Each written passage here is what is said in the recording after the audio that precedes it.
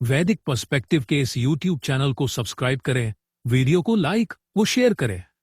ओम त्रिह नः रयिं वहतम् अश्विना युवम् त्रिह देवताता त्रिह उत अवतम धियः त्रिह सौभगत्वम् त्रिह उत श्रवांसि नः त्रिह अस्थम वाम सूरे दुहिता आरुहत रथम। तीन हमारे धन का वहन करो, हे अश्विना पुरुष और अतयुगल तुम दोनों। तीन देवताओं का यज्ञ है और तीन रक्षा करने वाले हैं धारण करने वाले की। तीन सौभाग्य हैं और तीन श्रवण किए जाने योग्य हैं हमारे। तीन सर्वश्रेष्ठ हैं तुम दोनों के विद्वान के लिए। दोहन करने वाली पर भली भांति रथ के समान आरोहण करो। यह मंत्र ऋग्वेद के प्रथम मंडल के 34वें सूक्त का पंचम मंत्र है। अब आज के समय में क्या है कि बहुत से विद्वान ऐसे रहे हैं, नहीं रहे हैं, ये आप ज्ञात कर सकते हैं। तो आज के समय में हम विद्वानों को और माने जिससे कि हमें ज्ञान प्राप्त होता है, जैसे कि कई प्रकार के हैं। जैसे पहला है डिजिटल और सोशल मीडिया, इनसे भी हम कुछ ज्ञान प्राप्त कर सकते हैं। फिर बौद्धिक स्थान है आपके दूसरा, फिर स्वाध्याय और पत्राचार है और व्यवहारिक शिष्टाचार है। ये हम जो है ज्ञात कर सकते हैं। तो आज के समय का है डिजिटल कंटेंट, ये आप प्राप्त कर सकते हो, देख सकते हो। इसमें अपने विशेषज्ञों विचारकों पर फॉलो कर सकते हैं आप।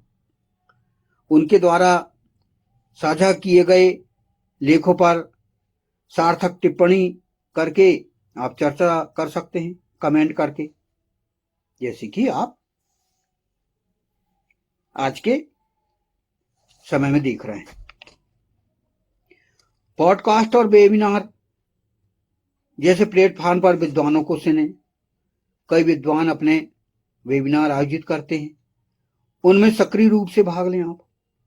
तो ये डिजिटल और सोशल मीडिया के माध्यम से भी आप ज्ञान प्राप्त कर सकते हैं। आजकल कुछ लोग YouTube से जानकारी प्राप्त करते हैं और कई प्रकार के जो सोशल मीडिया के ऐप चल रहे हैं उनसे भी आप अपना ज्ञान प्राप्त कर सकते हैं। गूगल AI चैट के माध्यम से आप अधिक से अधिक जानकारी प्राप्त कर सकते हैं विश्व स्तर की।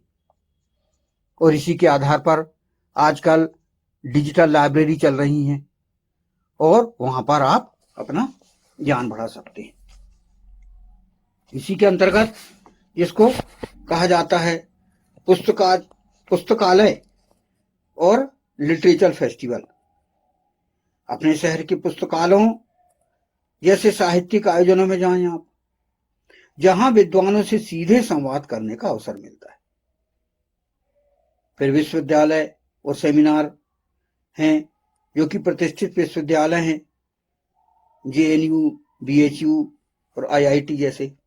इसमें होने वाले सार्वजनिक व्याख्यानों और सेमिनारों में शामिल हो आप। जैसे अभी AI समिट का आयोजन किया गया, उसमें आपको बहुत ज्ञान प्राप्त हुआ। तो ये हो गए। फिर स्वाध्याय और पत्राचार के माध्यम से आप अपना ज्ञान बढ़ा सकते हैं। लेखकों को पत्र, ईमेल लिखें। यदि आप किसी विद्वान की पुस्तक या शोध से प्रभावित हैं तो उन्हें एक संक्षिप्त और सम्मानजनक ईमेल लिखें।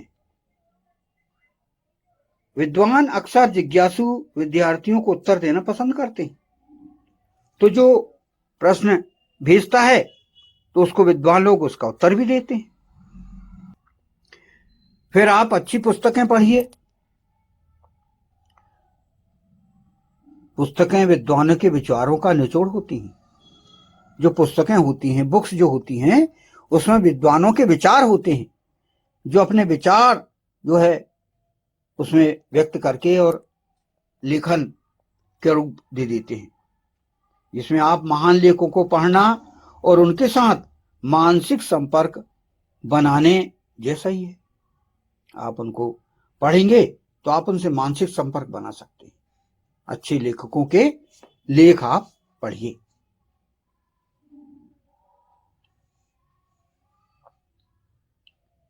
कई जो साहित्य बहुत भरा हुआ है, वेद, पुराण, उपपुराण, औपुराण, 18 पुराण, 18 औपुराण, रामायण, महाभारत,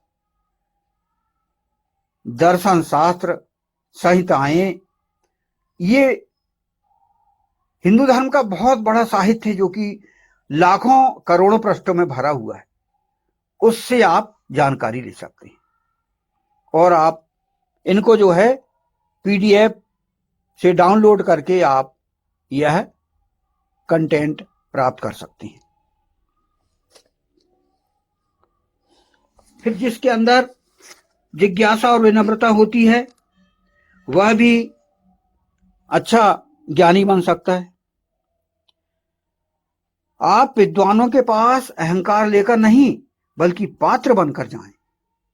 जब भी किसी विद्वान से आप प्रत्यक्ष रूप से मिलना चाहते हैं, उससे उनसे ज्ञान लेना चाहते हैं, तो आप अपना अहंकार घर में ही छोड़ के आ जाइए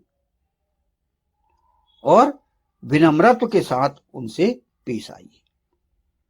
आप पात्र तो बनिए, सुपात्र तो बनिए पहले, तो ये आवश्यक है।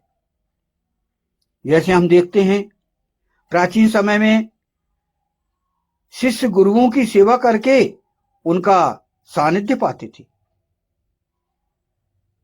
आज के समय में आप उनके किसी प्रोजेक्ट में वॉलेंटियर या स्वयं सेवक बनकर उनके करीब रह सकते हैं। तो प्राचीन काल में हम देखते हैं कि जैसे भगवान राम, लक्ष्मण, भरत, शत्रुघ्न गुरु वशिष्ठ के आश्रम में जाकर उन्होंने शिक्षा ग्रहण किए, उनके सारे सेवा कार्य किए और ज्ञान प्राप्त किए। उसी प्रकार भगवान कृष्ण ने भी उज्जैनी के सांदीपनी आश्रम में जाकर आचार्य सांदीपनी से शिक्षा ग्रहण की। कई प्रकार की उन्होंने शक्तियां अर्जित की। तो ये हम कर सकते हैं यदि हमें विद्वानों का साथ चाहिए, विद्वानों का सामर्थ्य संपर्क चाहिए और हमें कुछ बनना है, तो हम ये कार्य कर सकते हैं।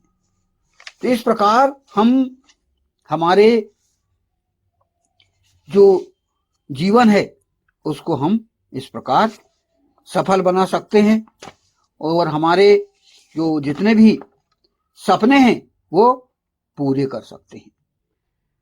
इस पंचम मंत्र का अंतिम फुटनोट हम यहां पर पुनः समझने का प्रयास करते हैं।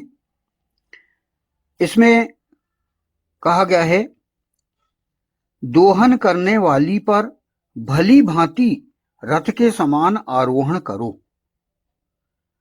दुहिता आ रुहत रथम।